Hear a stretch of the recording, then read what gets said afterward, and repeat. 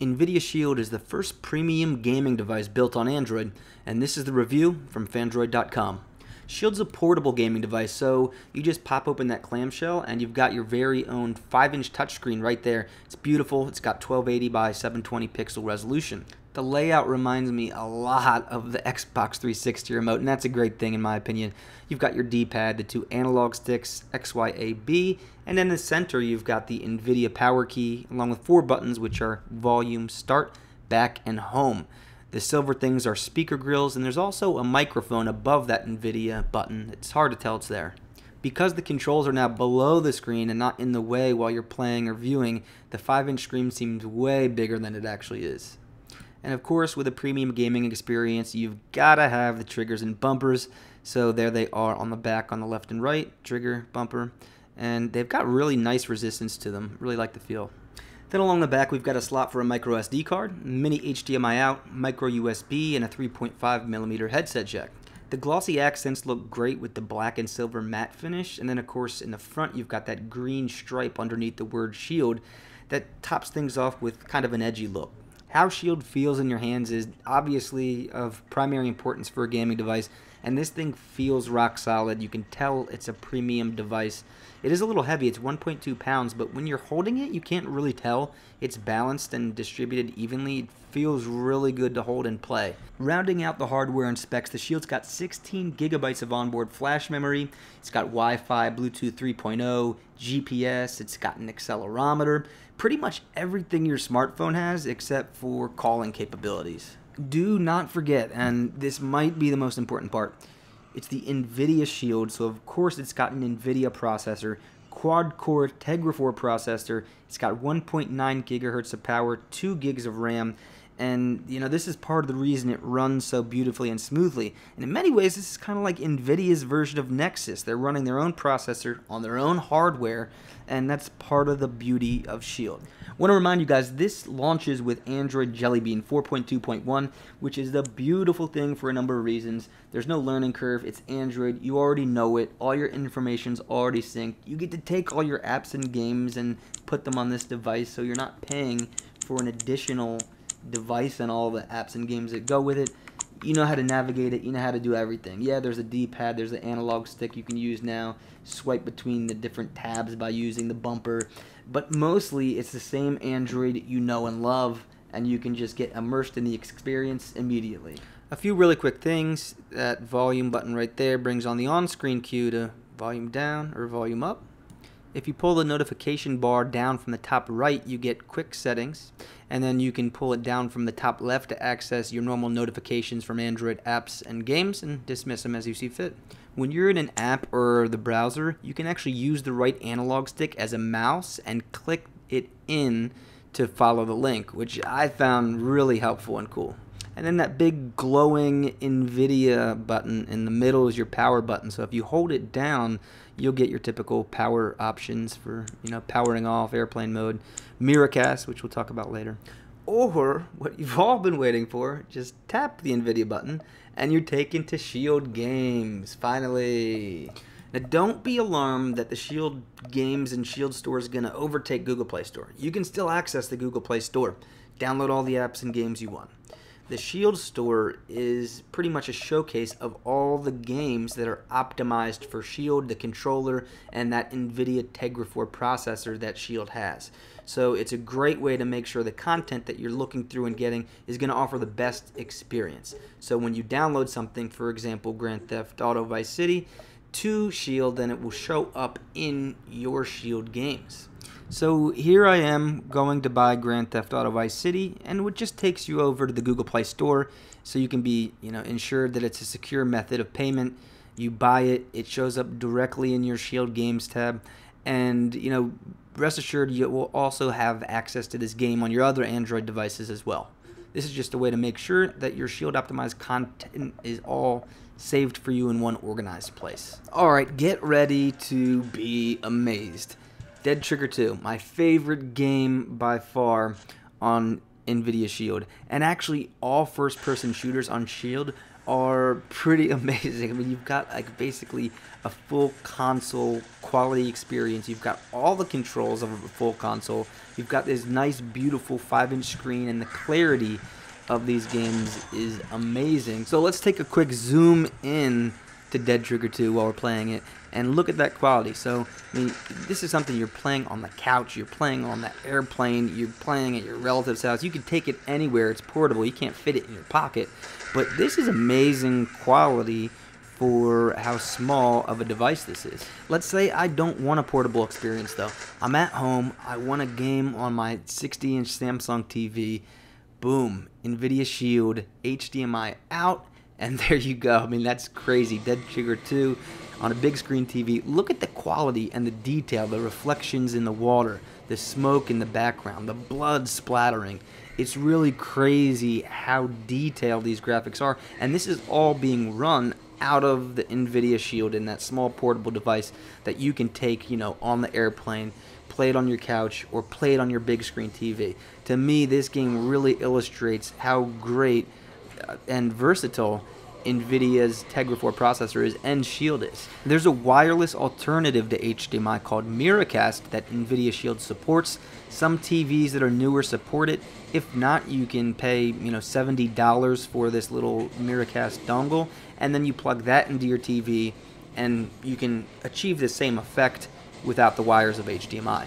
Let's show you some other games too, first-person shooters and some other games while I booby-trap this zombie. Yeah! All the GTA games seem to play really well on Shield, and here's Grand Theft Auto Vice City, and I always seem to get distracted and just drive police cars around. This game's a lot of fun big screen too, and actually the graphics aren't quite as clear as Dead Trigger, and you'll notice a difference between different games when you go big screen, but it's still a lot of fun. And by the way, I do not condone violence. The more complicated games are great on Shield, but you'd be surprised how much more fun you have with the simple games too. The games that are just directional steering or just jumping on the platformers, the horizontal scrollers. This is one of those games. It's called Beach Buggy Blitz, and it's super straightforward. Pretty much you just steer.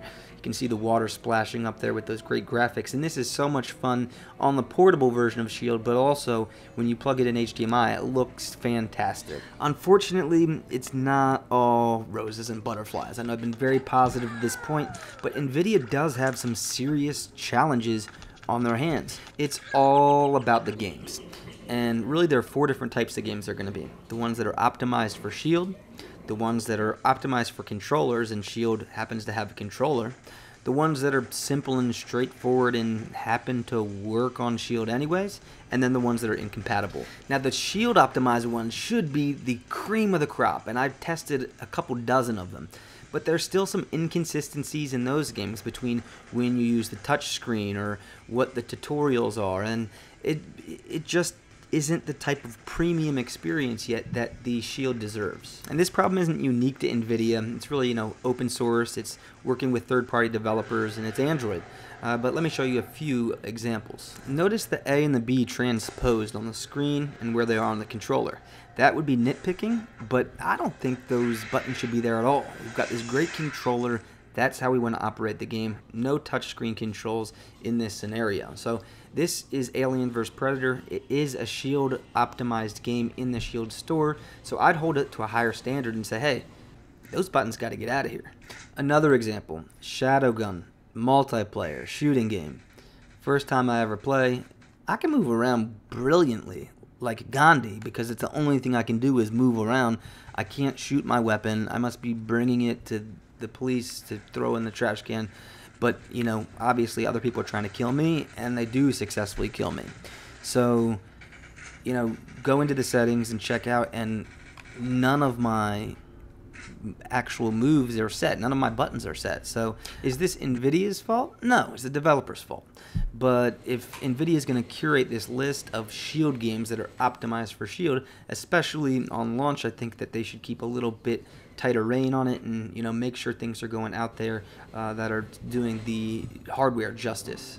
So a lot of these games have a quirk here, a quirk there. You figure it out and then you play and everything's good.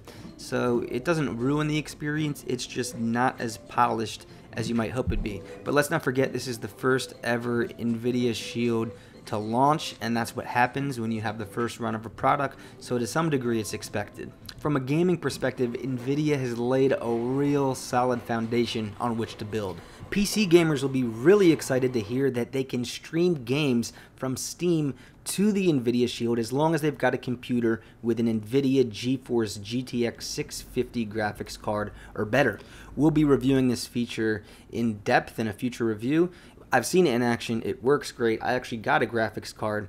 Ended up being incompatible with my motherboard and some other things, so it didn't work out, but this is a feature that PC gamers and Steam gamers will absolutely love. You've essentially just got to be on the same Wi-Fi network with your Shield and your computer, and everything else takes care of itself. In terms of multimedia, the Shield inherits a ton of great features from Android. Of course, you've got YouTube, the Play Store, streaming music apps, all that great stuff. But they're made better by those huge speakers, those stereo speakers on the front.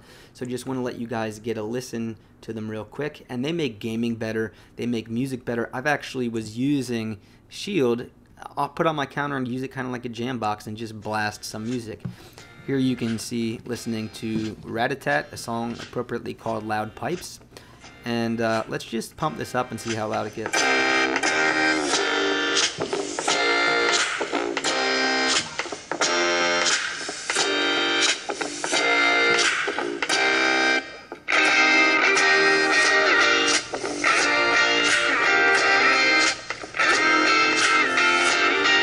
I think one underrated feature of the Shield is that clamshell screen.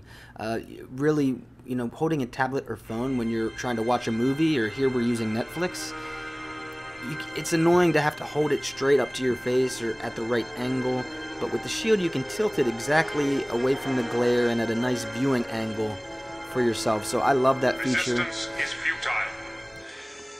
You will disarm your weapons and escort us to Sector 001. Small PSA, NVIDIA did add a feature where you can set full screen mode so you don't get the status bar on various apps and games and screens. So you may want to set that feature. You can see now it's gone from the Netflix app. Shield comes with two accessories. One is what they call a tag, this thing on the top. It's magnetic, really just to personalize your device. I like to call it a coat of arms. To me, it's that Shield. You can personalize your Shield, and I don't know, it just seems like a coat of arms to me. Very cool though. It comes in black, and there's a Kevlar black as well. Then you've got the premium carrying case. It's 40 bucks. The tags are 20 bucks each. This thing is hard. It is rock solid. Really nice look to it.